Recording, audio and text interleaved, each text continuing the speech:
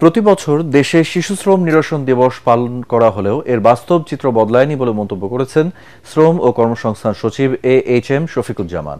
রাজধানীর পল্টনের child labour elimination platform আয়োজিত শিশু শ্রম প্রতিরোধ দিবসের সেমিনারে তিনি একথা বলেন। শ্রম সচিব আরও বলেন, আগামীতে গৃহকর্মীরাও যেন একজন শ্রমিকের মতো সব সুযোগ সুবিধা পায় সে বিষয়ে নতুন করে কাজ করছে সরকার।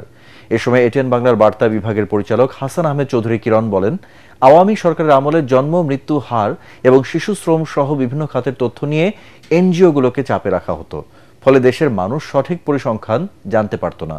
সেমিনারে আরও বক্তব্য রাখেন এডুকোর কান্ট্রি ডিরেক্টর আব্দুল হামিদ, শ্রম সংস্কার কমিশনের প্রধান সৈয়দ সুলতান উদ্দিন আহমেদ, শিশু শ্রম মনিটরিং কাউন্সিলের সহসভাপতি অ্যাডভোকেট সালমা আলী সহ অন্যান্যরা।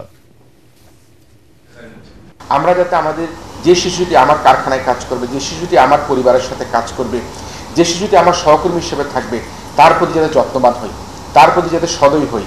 আমি অনুরোধ করব আজকে বিত্তমান পরিবার যারা আছেন, আপনারা 2টি করে 3টি করে 4টি করে সন্তানের এই শিশুদের আপনার দায়িত্ব নেয়, এই শিশুদের দায়িত্ব নিতে পারি, তাহলে কিন্তু এই যে আমাদের শিশু শ্রমের যে আমাদের করার গ্রাস, সেই গ্রাস থেকে আমরা মুক্তি পেতে পারি। বাংলাদেশের কি ব্যক্তিগতভাবে কোনো ব্যক্তি শিশুদের উপরে নির্যাতন এটা চায়? কেউ চায় না। শিশুরা কাজ করবে এটা কেউ চায়?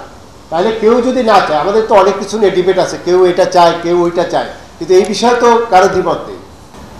এই শিশু শ্রম নিরসন এটি সরকারের এককভাবে কেউ পারবে না, অথবা আপনারা যারা আছেন তারাও কেউ পারবে না। এটা আসলে একটা সামষ্টিক একটি অংশগ্রহণের বিষয়।